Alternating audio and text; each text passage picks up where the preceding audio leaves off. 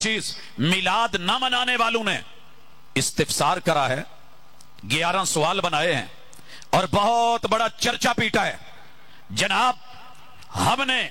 آخری کیل ٹھونک دی ہے، استفسار ہے نہ کرنے والوں سے۔ حق تو یہ بنتا تھا کہ سوال میں کرتا کہ موٹر وے سے کیوں اترے اور صراط مستقیم سے کیوں ہٹے۔ محمد رسول صلی اللہ علیہ وسلم کی سنت اور طریقت اور شریعت میں اگر یہ تھا تو بسم اللہ، اگر نہیں تھا تو دائیں بائیں اتر کے پک ڈنڈیوں پہ کیوں گئے۔ جانا اسلام آباد تھا، موٹر وے جیسے صاف راستے کو چھوڑ کے کچے پکے راستوں پہ کیوں اترے۔ جانا جنت میں تھا، محمد رسول صلی اللہ علیہ وسلم کی دی ہوئی صراط مستقیم اور آپ کی سنت و طریقت سے ہٹ کر کے مرضی کی شریعت تہوار ایام مقرر کیوں کیے۔ لیکن جھوٹ اس کثرت سے بولا گیا، نہا کر کے وضو کر کے امام مسجد و خطیب و ادیب نے منبر پہ چڑھ کے باوضو ہو کے ہاتھ میں قرآن پکڑ کے سر پہ دھر کے اپنا جبہ و دستار دکھا کے بڑی قسمیں اٹھا کے اظہار کیا۔ پھر لوگ نہ مانتے تو کیا کرتے، میں اعتبار نہ کرتا تو کیا کرتا۔ وہ جھوٹ بول رہا تھا بڑے سلیقے سے، اس تواتر سے جھوٹ بولا گیا اور ایک ایسی چیز جس کا قرون اولیٰ میں وجود تک نہ ملا اسے تہوار بنا کے ضروری قرار دیا گیا اور پھر دوسروں کو مجبور کیا گیا، نہ ماننے والوں کو منکر و کافر اور ابلیس بولا گیا۔ حضرات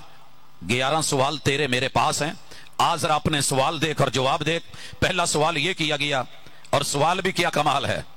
کہ جناب ہر سال جشن سعودیہ منایا جاتا ہے جس کا قرآن و حدیث میں کوئی ثبوت نہیں۔ اصل میں یہ سعودیہ کی ساتھ جو نفرت ہے وہ اللہ کی توحید اور محمد رسول صلی اللہ علیہ وسلم کی رسالت اس کی اصل اور اصیل کی بنیاد پہ ہے کہ انہوں نے جشن منایا۔ جناب تو بھی تو اپنا 14 اگست منا رہا ہے، منا، لیکن میں اسے دین نہیں سمجھتا۔ یہ ایک دنیا ہے، دنیا کے تہوار بنا، ان کو خوشیاں منا، اظہار کر، تیری مرضی۔ ہم جب بات بدعت کی کرتے ہیں، رسول اللہ صلی اللہ علیہ وسلم کے جملے سن، کلام سن، من احدث فی امرنا ھذا ما لیس منہ فہو رد، جس نے ہمارے دین میں، ہماری شریعت میں، ہماری وحی میں، قرآن و سنت میں اپنی مرضی سے کوئی اضافہ کرا اور پھر اسے دین قرار دیا، فہو رد، وہ شخص بھی مردود، اس کا فیصلہ بھی مردود، رائے اور قول بھی مردود، اس کا فعل اور عمل بھی مردود۔ ما لیس علیہ امرنا فہو رد، یہ مردود کو لے کے ہمیں کہتا ہے کہ آؤ جناب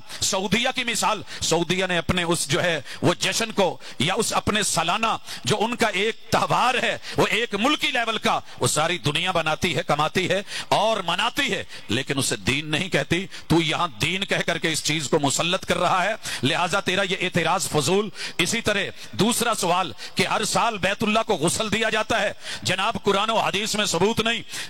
تو نے کبھی پڑھا ہوتا تو شاید یہ سوال نہ بنایا ہوتا۔ تیرے رب نے پیمبر پہ قرآن اتارا، وَطَهِّرْ بَيْتِيَ لِلطَّائِفِينَ وَالْقَائِمِينَ وَالرُّكَّعِ السُّجُودِ، بیت اللہ کی طہارت، اس کی نفاست، اس کی صفائی، اس کا دھونا، صفائی ستھرائی کرنا، یہ ایک دین کا حصہ آسمان سے رب نے قرآن بنا کے سورۃ الحج کے اندر اتارا، آیت نمبر 26 میں۔ اسی طرح یہ روایت جو ہے مصنف ابن ابی شیبہ میں کتاب المغازی میں نبی اکرم کے صحابی جناب ابن عمر رضی اللہ تعالی عنہ ذکر کرتے ہیں، ثم امر رسول اللہ صلی اللہ علیہ وسلم بلالا، آپ نے جناب بلال کو حکم دیا، وہ بیت اللہ کی چھت پہ چڑھے، انہوں نے اذان کہی۔ مسلمانوں نے جو ہے اس وقت کیا انداز اپنایا کہ اپنے جو ہے وہ چادریں باندھی ہوئی تھی، ازار بندھے ہوئے اور اپنے اوپر والی چادریں اتار دی اور برتن پکڑ لیے، ان ڈول کو لے کر کے انہوں نے زمزم سے پانی نکالا اور پھر بیت اللہ کو دھویا۔ یغسلون الکعبہ ظہرہا، اس کے باہر والے حصوں کے بھی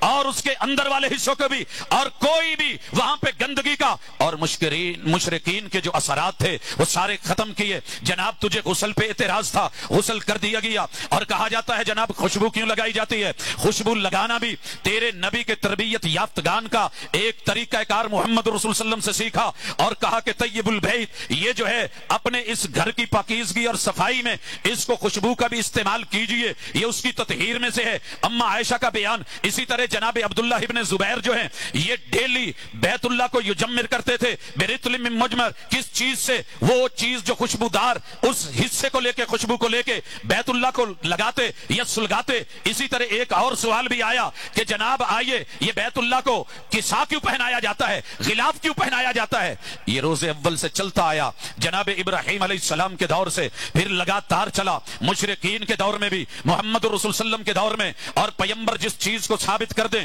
بھلے وہ زمانہ جاہلیت سے ہی کیوں نہیں چلتا آئے، وہ ایسے امور ہوتے ہیں جن کو شریعت اسلامیہ نے محمد رسول صلی اللہ علیہ وسلم کی تقریر کی بیس پہ، آپ کی تسلیم کی بیس پہ، کیونکہ آپ کسی غلط چیز پہ چپ نہیں رہتے، جیسے بیت اللہ کا وہ حصہ جو مشرقین نے چھوڑا تھا اسے بیت اللہ کا حصہ میرے پیغمبر نے قرار دیا، لہذا تیرا اعتراض نہیں بنتا۔ چوتھا سوال کہ غلاف کعبہ پہ آیات کیوں لکھی جاتی ہیں؟ حضرات اگر اللہ کے شاعر میں سے آ کے اس پہ آیات لکھی جائیں، ہاں تجھے کوئی اعتراض ہے تو پھر اس کو اٹھا، اپنی مساجد کو دیکھ، ہم نہ اس کو ضروری سمجھتے، نہ فرض سمجھتے، نہ تجھ کو مجبور کرتے ہیں، نہ زمان و مکان کا جو ہے وہ شرط رکھتے ہیں، نہ دوام رکھ کے، نہ تجھے اس کی دعوت دے کے، اور نہ کرنے والے کو ہم کبھی منکر و ابلیس و لعین یا جو ہے وہ کافر کہتے ہیں۔ لہٰذا اگر یہ ہو رہا ہے تو ایک جواز کی حد تک، اس کے بعد آگے چلیے ایک اور سوال کیا گیا، اور وہ سوال یہ ہے کہ جناب مجھے یہ بتائیے کہ مکہ مکرمہ اور مدینہ منورہ میں تہجد کی اذان ہوتی ہے، قرآن و حدیث میں ذکر نہیں، جناب تو نے پڑھا نہیں،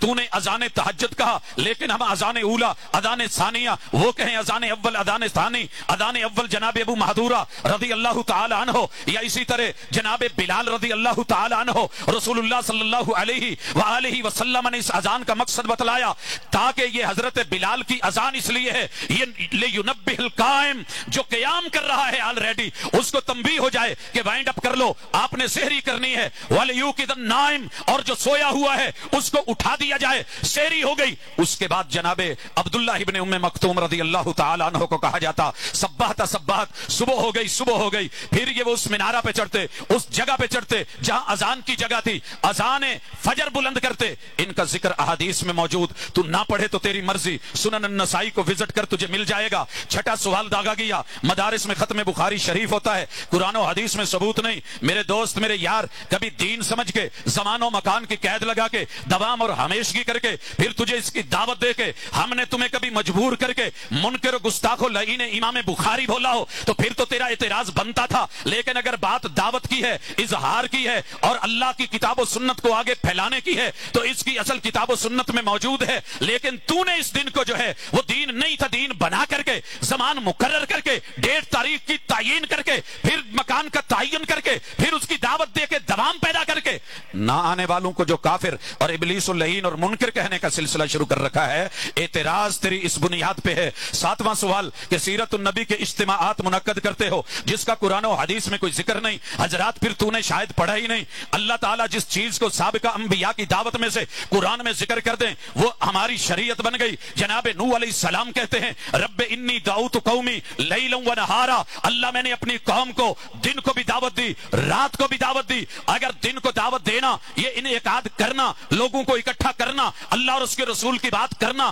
راتوں کو بیان کرنا، اجتماعات میں خطاب کرنا، اگر غلط ہوتا تو میرا رب کبھی اس جملے کو آیت بنا کے نہ اتارتا۔ لہٰذا دن کے بھی اجتماعات، رات کے بھی اجتماعات، یہ کتاب و سنت سے ثابت۔ اور اسی طرح وَلْتَكُمْ مِنْكُمْ أُمَّةٌ يَدْعُونَ إِلَى الْخَيْرِ وَيَأْمُرُونَ بِالْمَعْرُوفِ وَيَنْهَوْنَ عَنِ الْمُنكَرِ وَأُولَٰئِكَ هُمُ الْمُفْلِحُونَ۔ کبھی پڑھ لینا میرے پیغمبر کے دعوتی سفر، پیام، اور مسجد نبوی، مسجد قباء، مسجد الحرام میں میرے پیغمبر کے دعوتی اجتماعات بھی دیکھ لینا۔ آٹھواں سوال، ہر سال تبلیغی اجتماع کرتے ہو، چلے لگاتے ہو، جواب دیا جائے تو جواب یہ ہے کہ ہم ان اجتماعات کا تو جواب دے چکے، لیکن یہ چلے ولے یہ میرے پیغمبر کی شریعت میں نہیں ہے۔ ہاں جن سے آپ کا اعتراض ہے انشاءاللہ وہ آپ کو جواب دے دیں گے، نہ ہم لگانے کے قائل، نہ ہم اس کی حیثیت سے بات کرنا چاہتے ہیں۔ اسی طرح نواں سوال، صحابہ کرام کی وفات کے ایام مناتے ہو، قرآن و حدیث میں کوئی ثبوت نہیں، تو پھر محبوب کا کیوں نہیں مناتے؟ میرے دوست ایام کو منانے کی ریت جنہوں نے ڈالی ہے ذرا چیک کر، لیکن ہم نے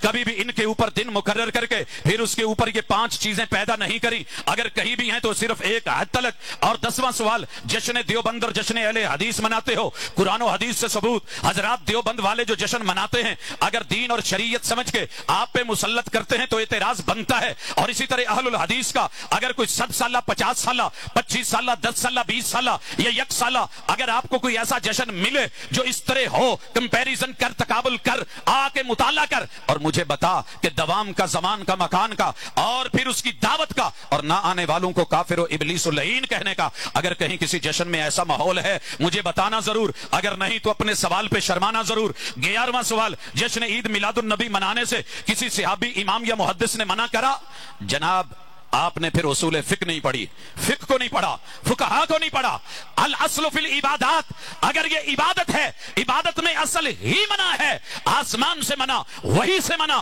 جبریل امین سے منع، محمد الرسول اللہ صلی اللہ علیہ وسلم سے منع اور آپ کے اصحاب اور دیگر سارے اہل اللہ سے منع. جب تک دلیل نہیں آئے گی تجھے دلیل لانی ہوگی. دلیل مل جائے تو بسم اللہ، اگر نہ ملے تو پھر منع کی دلیل محمد الرسول اللہ صلی اللہ علیہ وسلم سے. وما آتاکم الرسول خدو، جو پیغمبر دے لے لو، پیغمبر نے اگر دیا ہو تو لا. وما نہاکم عنہ فانتہوا، اگر نہیں دے کے گئے تو ذرا رک. لقد کان لکم فی رسول اللہ اسوۃ حسنہ، سب سے بہترین اسوہ میرے پیغمبر کا قدوہ. اگر دین ہوتا آپ کر کے دے کر کے جاتے، لیکن اگر نہیں ملا تو رک. پھر آپ نے بڑا واضح کہا کہ جس نے من احدث فی امرنا ھذا، اپنے آپ کو محدث کہہ کے محدث بنے اور جو ہے وہ جدت لائے اور دین کو جو ہے وہ مکمل ہوتے ہوئے بھی ادھورا مانے اور من مرضی کی چیزیں لے کر کے آئے تو پھر یہ سوال اس کے گلے کا پھندا ہے. حضرات 12ویں نمبر پہ آئیے ذرا ہمارے سوالوں کو پرکھیے.